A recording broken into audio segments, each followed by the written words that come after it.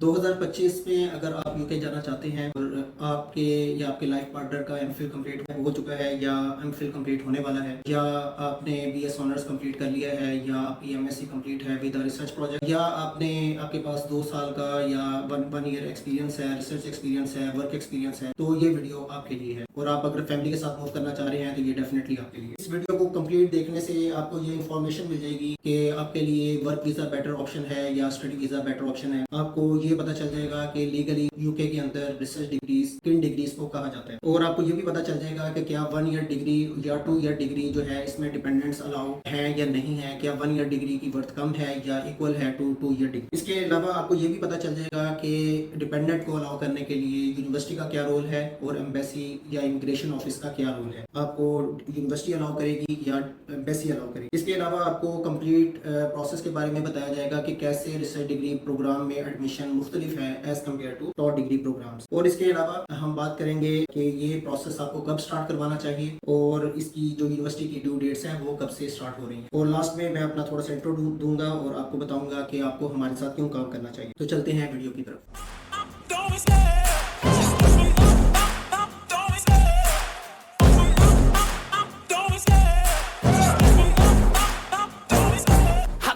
मेरा नाम डॉक्टर असद बशीर है। मेरी पीएचडी बायोटेक्नोलॉजी में है और मैं रिसर्च डिग्री एप्लीकेंट्स को गाइड करता हूँ इन द एडमिशन प्रोसेस और एप्लीकेशन प्रोसेस। तो पहले बात करते हैं कि स्टडी वीज़ा या वर्क वीज़ा में से कौन सा ऑप्शन ज़्यादा बेटर है। वर्क वीज़ा लीगली वो वीज़ा होता है जिसमें आपको एक रजिस्टर्ड कंपनी आपकी मेरिट की बेस पे, आपकी एलिजिबिलिटी की बेस पे, आपके प्रोफाइल की बेस पे आपको हायर करती है। अगर आपको ऐसी ऑप्शन मिलती है तो definitely work visa is the best. लेकिन अगर आपको ये ऐसी ऑप्शन नहीं मिलती, क्योंकि यूके के अंदर कंपनीज उन्हीं एप्लीकेंट्स को हायर करते हैं जिनके पास ऑलरेडी वर्क राइट्स होते हैं, तो ऐसी सूरत में कुछ लोग जो हैं वो यहाँ से वर्क वीज़ा परचेज करने की कोशिश करते हैं। तो वर्क वीज़ा परचेज करने के हवाले से बहुत ज़्यादा इलीगल एक्टिविटी है और इसी हवाले से बीबीसी उर्दू ने 2 सितंबर को एक रिपोर्ट पब्लिश की है और उसमें उन्होंने बताया है कि कैसे एजेंट्स जो हैं वो वर्क वीज़ा के नाम पे बहुत ज़्यादा फ्रॉड कर रहे हैं, specially for Pakistani students, Indian students and Bangladeshi students. तो इसलिए इसको हर सूरत अवॉइड करना चाहिए। अगर आपको लीगली कोई जॉब मिल रही है that is the best way. Otherwise जो वर्क वीज़ा परचेज करने वाला ऑप्शन है वो बहुत ज़्यादा रिस्की है और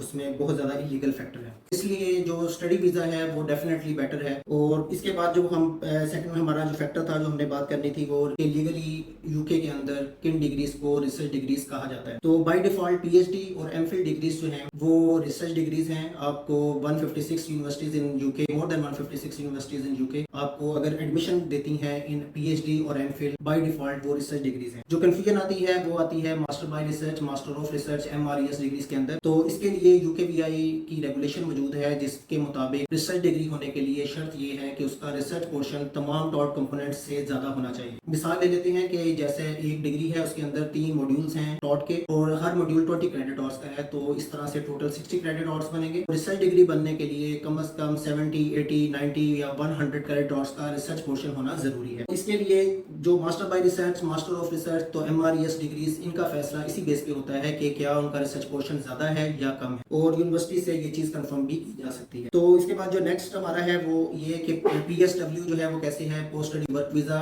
जो पीएचडी के लिए वो 3 इयर्स का होता है और मास्टर बाय रिसर्च एमफिल के लिए वो 2 इयर्स का होता है। PSW post study work visa once in a lifetime होता है। आप सिर्फ जिंदगी में एक दफा ये ले सकते हैं। अगर आपने उसको एमफिल या मास्टर बाय रिसर्च के बाद लिया है तो अब आप पीएचडी के बाद लेने के अहल नहीं है। और अगर आपने उसको एमफिल के बाद नहीं लिया या मास्टर बाय रिसर्च के बाद नहीं लिया और आपने कंटिन्यू की योर स्टडीज इन पीएचडी, तो फिर आपको पीएचडी के बाद 3 साल का पीएसडब्ल्यू मिलेगा। इसके बाद बात ये करते हैं कि 1 ईयर और 2 ईयर डिग्रीज। तो बहुत ज्यादा यूनिवर्सिटीज जो हैं वो 1 ईयर डिग्री प्रोग्राम्स ऑफर करते हैं इन मास्टर बाय रिसर्च और एमफिल। ये इसमें फर्क कोई नहीं है कि 1 ईयर डिग्री या 2 ईयर डिग्री, इन दोनों के अंदर इक्वली डिपेंडेंट अलाउ है, दोनों के अंदर इक्वली इसकी वर्थ है और दोनों का एक ही लेवल है। इसके बाद हम बात करेंगे यूनिवर्सिटी या एम्बेसी या इमिग्रेशन ऑफिस का रोल क्या है डिपेंडेंट्स को अलाउ करने के लिए। तो यूनिवर्सिटी का रोल जो है वो सिर्फ 2 फैक्टर्स हैं। पहले नंबर पे ये कि क्या वो रिसर्च डिग्री के अंदर आपको एडमिशन दे रहे हैं, एडमिशन देने के बाद वो जो कैश लेटर जनरेट करेंगे जिसके ऊपर आप वीजा स्पॉन्सरशिप लेंगे। तो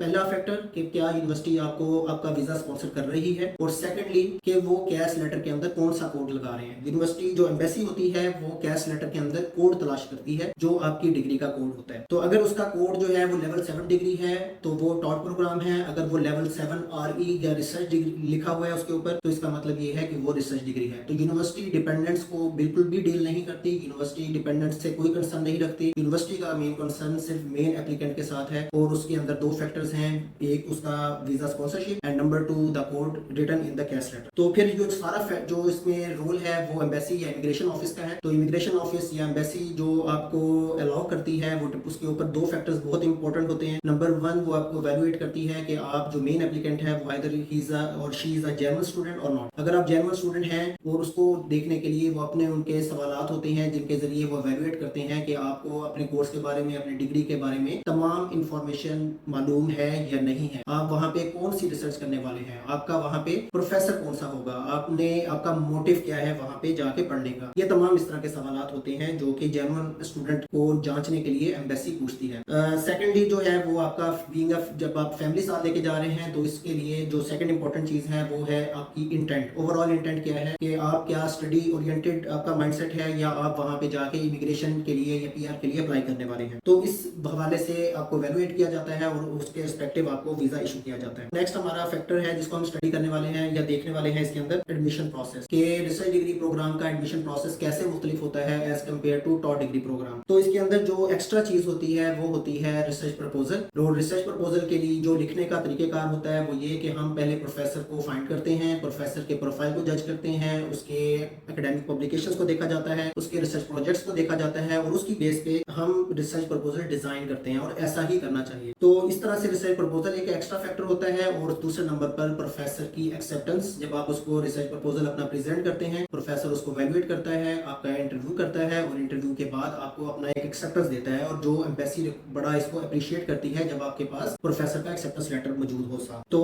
ये इसमें फर्क है। इसके अंदर एकेडमिक वैल्यूएशन बड़ा इंपॉर्टेंट स्टेप होता है रिसर्च डिग्री के तौर में खास तौर पे होता है, और इसके लिए जो professor and dean of that department वो दोनों एवेल्युएट करते हैं, आपकी एकेडमिक वैल्यूएशन करते हैं और उसके बाद ही आपको एडमिशन ऑफर होता है। इसके अंदर एक एक्स्ट्रा जो फैक्टर होता है जो सिर्फ रिसर्च डिग्री एप्लीकेंट्स को पेश आता है वो है ATAS अप्रूवल। ये ATAS अप्रूवल्स उन सब्जेक्ट्स के लिए होती है जो कि सेंसिटिव नेचर के होते हैं, जिनको यूके समझता है कि ये उसकी नेशनल सिक्योरिटी के लिए बड़े इंपॉर्टेंट हैं। तो इनमें मैथमेटिक्स और फिजिक्स और कुछ बायोलॉजी के कोर्सेज भी आते हैं। तो उनको बाजुकात जो है वो यूनिवर्सिटी कहती है कि आपको ATAS अप्रूवल रिक्वायर्ड है। तो उसका तरीकेकार ये होता है कि आपको ऑफर लेटर मिलता है, ऑफर लेटर के अंदर ATAS की अप्रूवल की अगर शर्त हो तो आपको वो अप्लाई करना पड़ता है, जिसका डिसीजन 20 डेज से लेके 6 मंथ्स तक आ सकता है। इसको 6 महीने भी लग सकते हैं, लेकिन यूजुअली वो 1 to 2 मंथ्स जो है वो आ जाता है। तो लास्ट जो है वो हमारा है कि इसको प्रोसेस टाइम कितना लगता है। तो अब जनवरी इनटेक की जो है वो ऑलरेडी ओपन हो चुका है। इसकी जो एप्लीकेशंस हैं वो ऑलरेडी रिसीव यूनिवर्सिटीज कर रही हैं, और इसके लिए आपको एज सून एज पॉसिबल अपना एडमिशन प्रोसेस स्टार्ट करवा देना चाहिए। और इसके अंदर जो ड्यू डेट्स हैं वो स्टार्ट हो रही हैं फ्रॉम 30 सितंबर। जैसा कि यूनिवर्सिटी ऑफ साउथ वेल्स है, इसकी 1 अक्टूबर की इसकी डेडलाइन है। इसी तरह डिफरेंट यूनिवर्सिटी की डिफरेंट डेडलाइंस हैं, और most of the cases universities अपने एडमिशन जो है वो क्लोज करेंगे इन अक्टूबर। तो इसलिए एज सून एज पॉसिबल इस प्रोसीजर को शुरू कर देना चाहिए फॉर जनवरी इनटेक 2025। अगर हम बात करें सितंबर 2025 तो उसके लिए आपको नवंबर दिसंबर से अपना प्रोसेस स्टार्ट करवा देना चाहिए, और उसके अंदर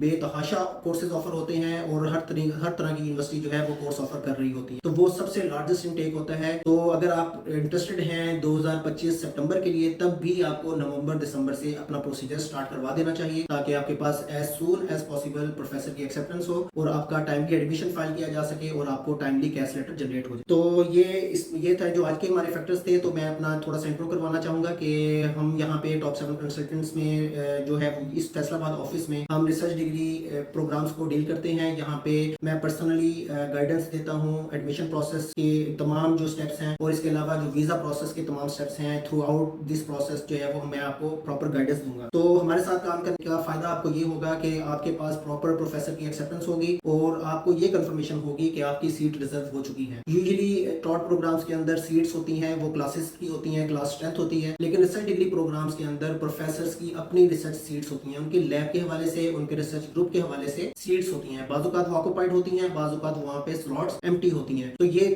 थोड़ा सा कॉम्प्लिकेटेड केस होता है as compared to top degree program. तो आपको अपना प्रोसेस प्रोसेस किसी ऐसे पर्सन से करवाना चाहिए जिसका अपना रिसर्च एक्सपोजर हो, जिसका अपना रिसर्च एक्सपीरियंस हो, जो रिसर्च डिग्री प्रोसेस को समझता हो और जो एवेलुएट कर सकता हो रिसर्च प्रपोजल्स को, और आपका टाइम ना ज़ाया हो और आप जब आप प्रोफेसर को कॉन्टेक्ट करें तो इमीडिएटली आपको एक्सेप्टेंस मिल जाए। ये थी आज की वीडियो और उम्मीद है कि आपको इसके बारे में तमाम इन्फॉर्मेशन मिल चुकी होगी। Thank you very much.